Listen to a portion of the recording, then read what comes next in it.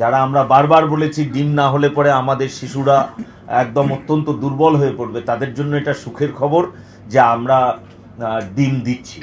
দেখুন, অর্থ কোথা থেকে আসবে সেটা এখানে গুরুত্বপূর্ণ নয়। এই মুহূর্তে আমাদের কাছে গুরুত্বপূর্ণ যে ছাত্রর পাতে ডিম পড়বে কিনা।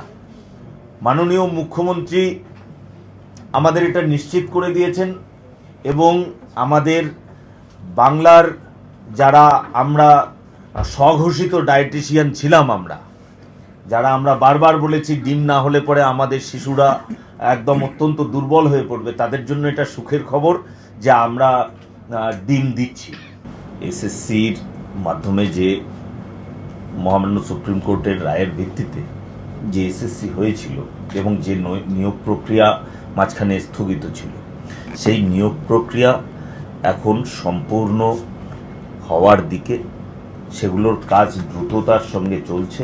আমরা অতি স্বল্প সময়ের মধ্যে আমরা এই নিয়োগ প্রক্রিয়া সম্পূর্ণ করব এবং যদি কিছু বাকি থাকে, আমরা যদি কোথাও দেখি যে আরও কিছু সময় প্রয়োজন, আমরা মহামান্য উচ্চ আদালতের কাছে আবেদন করব এবং আমরা কিছু সময় চেয়ে নেব।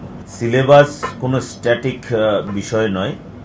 সিলেবাস হলো সেই ছাত্রছাত্রীদের আজকের উপযোগী করে গড়ে তোলার এবং সামনের দিকে দৃষ্টি রেখে গড়ে তোলার জন্য যে ধরনের সিলেবাস প্রয়োজন সেটাই করতে হয়। তো সেই কারণে মাঝে মাঝে এই ধরনের সিলেবাস কমিটি এবং রিভিউ কমিটি তৈরি হয়ে থাকে। তো সেরকমই একটি তৈরি হয়েছে। তারা একটা দীর্ঘমেয়াদী পরিকল্পনা করে এগোচ্ছে।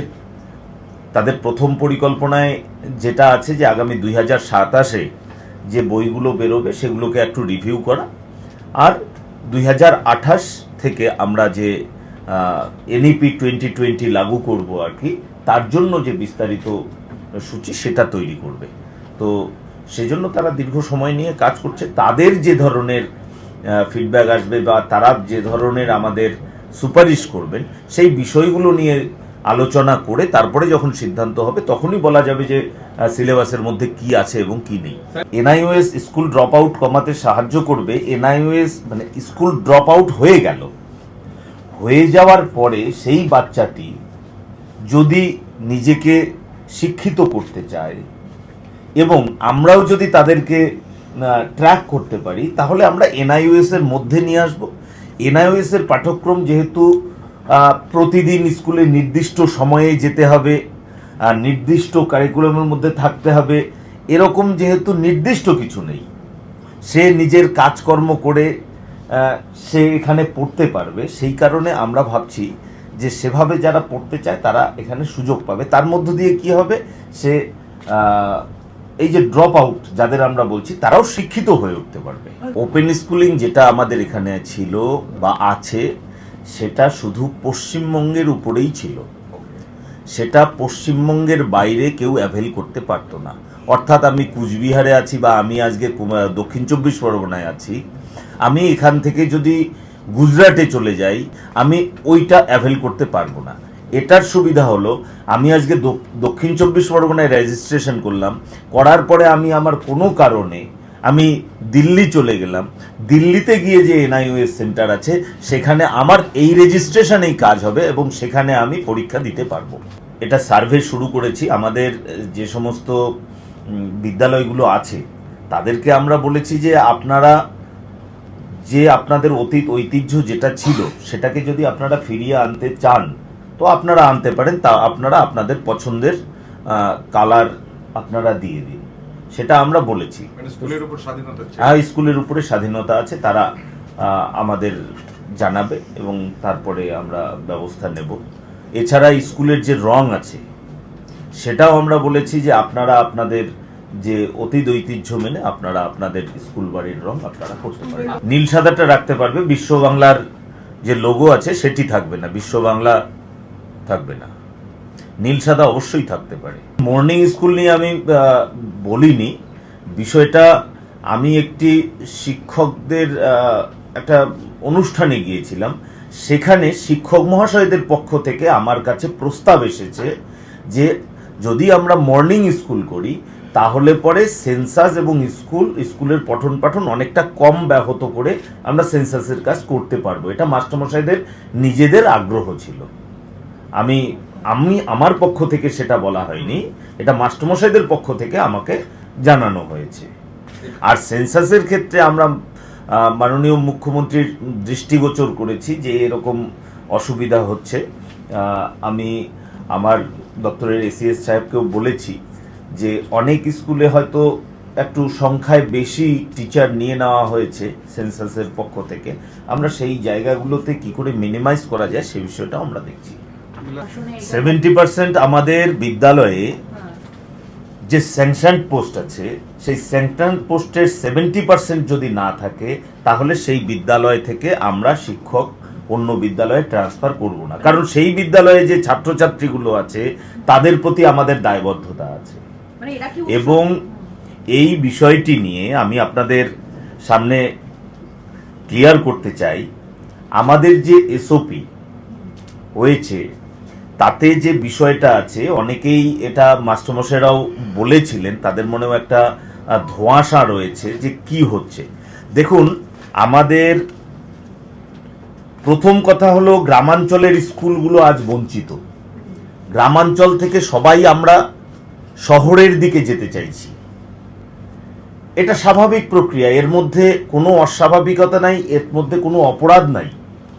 কিন্তু কি হচ্ছে, অনৈতিকভাবে কিছু বদলির ফলে আমাদের গ্রামাঞ্চলের বিদ্যালয়গুলো আজকে ঢুকছে এবং গ্রামাঞ্চলের ছাত্রছাত্রীরা কিন্তু বঞ্চিত হচ্ছে। সেই জায়গায় দাঁড়িয়ে আমরা চিন্তা ভাবনা করেছি যে যেখানে বেশি শিক্ষক রয়েছে, অর্থাৎ পিটিআর অনুযায়ী বেশি শিক্ষক, সেখান থেকে আমরা গ্রামাঞ্চলের দিকে বা যেখানে কম আছে সেখানে আমরা নিয়ে যাব। প্রথমত, মাস্টারমশাইরা যে সময়ই নিযুক্ত হয়ে থাক না কেন, আমরা মাস্টারমশাইদের মাস্টারমশাই হিসেবেই দেখছি। তিনি সিপিএম আমলে নিযুক্ত হয়েছেন, তিনি তৃণমূল আমলে নিযুক্ত হয়েছেন, তিনি বিজেপি আমলে নিযুক্ত হয়েছেন, এরকম শিক্ষকদের ক্লাসিফিকেশন আমরা করছি না। আমরা জানি শিক্ষক মহাশয়রা অত্যন্ত দায়িত্বশীল এবং তারা দায়িত্ব নিয়ে বিদ্যালয়গুলোতে যথাযথভাবে পঠন পাঠন করান বলেই আজকের দিনেও সমাজে কিন্তু শিক্ষকদের যেমন মর্যাদা রয়েছে, একই সঙ্গে সঙ্গে আজকে ছাত্রদের মধ্যেও কিন্তু একটা উন্নতি আমরা দেখতে পাচ্ছি। এই ক্ষেত্রে আমরা যেটা দেখেছি যে বিভিন্ন সময় যে কমিশনগুলো হয়েছে, সেই কমিশনগুলো বারবার বলেছে যে বিদ্যালয়ে শিক্ষক শিক্ষিকারা যদি বাড়ির পাশাপাশি জায়গা থেকে যেতে পারে এবং তাদের মানসিক স্বাস্থ্য যদি সুদৃঢ় হয় বা সুস্থ হয়, তাহলে পরে তারা ভালো তাদের ছাত্রছাত্রীদের সেরাটা তারা দিতে পারে। তো সেই দিকে দৃষ্টি রেখে আমাদের দপ্তর থেকে ঠিক করা হয়েছে যে যারা অল্প বয়সী শিক্ষক তাদেরকেই উদ্বৃত্ত বিবেচনা করে অন্য বিদ্যালয়ে পাঠানো হবে। কেন অল্প বয়সী শিক্ষক? অনেকেই ভাবছেন যে আমি অল্প বয়সে চাকরি পেয়েছি বলে আমাকেই অন্যত্র যেতে হচ্ছে। শিক্ষকরা মানে তারাও মানুষ, তো তাদেরও বয়স যখন বাড়তে থাকে ধীরে ধীরে একটা বয়সের পরে আমাদের সক্ষমতা ধীরে ধীরে কমতে থাকে। তো এই বেশি বয়সে কাউকে যদি জবরদস্তি 40 কিলোমিটার মোটর সাইকেলে যেতে হয় 50-55 বছর বয়সী কোনো শিক্ষক মহাশয়কে, স্বাভাবিকভাবেই তার পক্ষে কিন্তু বিদ্যালয়ে গিয়ে সেরাটা দেওয়া সম্ভব নয়, যেটা একটা 25 বছর বা 30 বছরের শিক্ষক মহাশয়ের পক্ষে সম্ভব। সে কারণেই আমরা বয়সটাকে বিবেচনায় রেখেছি। একদল বলছিলেন যে যারা পরে জয়েন করেছেন চাকরিতে বা সেই স্কুলে, তাদের উদ্বৃত্ত ঘোষণা করা হবে। এবারে ধরুন কোনো একজন মাস্টারমশাই 50 বছর বয়সে সে ট্রান্সফার নিয়ে তার বাড়ির পাশের কোনো একটি বিদ্যালয়ে এসেছেন, এবারে 2 বছর হলো তিনি জয়েন করেছেন, তিনি যেহেতু সেখানকার জুনিয়র, তাকে আবার পুনরায় বদলি করে দেওয়া হলো। সেই মাস্টারমশাইয়ের মানসিক অবস্থা কি হবে এবং তার পারিবারিক অবস্থা কি আছে সেটা বিবেচনা করা আমাদের প্রয়োজন কিনা আপনারা বিবেচনা করবেন। আরেকটি ক্ষেত্রে বলা হয়েছিল যে যিনি পরে চাকরিতে যোগদান করেছেন তাকে উদ্বৃত্ত ঘোষণা করা হোক। এবারে যিনি মনে করুন 21 বছর বয়সে চাকরি পেয়েছেন আর একজন 35 বছর বয়সে চাকরি পেয়েছে। এবারে 35 বছর বয়সে যে চাকরি পেয়েছে, আমরা স্বাভাবিক চিন্তা ভাবনায় আমরা ধরে নিতে পারি যে তার বাবা মা আরও বেশি বৃদ্ধ হয়েছে, তার পারিবারিক চাপ আরও বেশি বৃদ্ধি হয়েছে। তো সেক্ষেত্রে তার পক্ষে যতটা সম্ভব 21 বছরে যে চাকরি পেয়েছে, হোক না সে 5 বছর চাকরি করে নিয়েছে ইতিমধ্যে, তার 26 বছর বয়স, সে যত সহজে একটু ট্রাভেল করে তার সেরাটা সে দিতে পারবে, ততটা কিন্তু 35 বছরের মাস্টারমশাই পারবেন না। সেই কারণেই আমরা বারবার এই বায়োলজিক্যাল এজ বা তার বয়স, এটাকে আমরা গুরুত্ব দিয়েছি। এর সঙ্গে আরেকটি বিষয় রয়েছে, সেটি হলো যে যাদের আজকে আমরা ট্রান্সফার করছি, আমরা আজকে যাদের অ্যাডমিনিস্ট্রেটিভ গ্রাউন্ডে এই রেশনালাইজিংয়ের জন্য ট্রান্সফার করছি, তাদের কিন্তু এটাই একমাত্র ট্রান্সফার নয়, এরপরে তারা কিন্তু আমাদের কাছে ট্রান্সফার চাইতে পারে। যেহেতু এই ট্রান্সফারটা আমরা করছি, সে কারণে তার যে ট্রান্সফার পাওয়ার যে একটা জায়গা রয়েছে, সেটা কিন্তু বন্ধ হয়ে গেল না। তারা পুনরায় আমাদের কাছে আবেদন করতে পারেন এবং আমাদের যে নিয়মকানুন আছে সেগুলোর মধ্যে যদি তার আবেদন পড়ে, তিনি নিশ্চয়ই পরবর্তীতে তার বাড়ির কাছে আসবার সুযোগ পাবেন।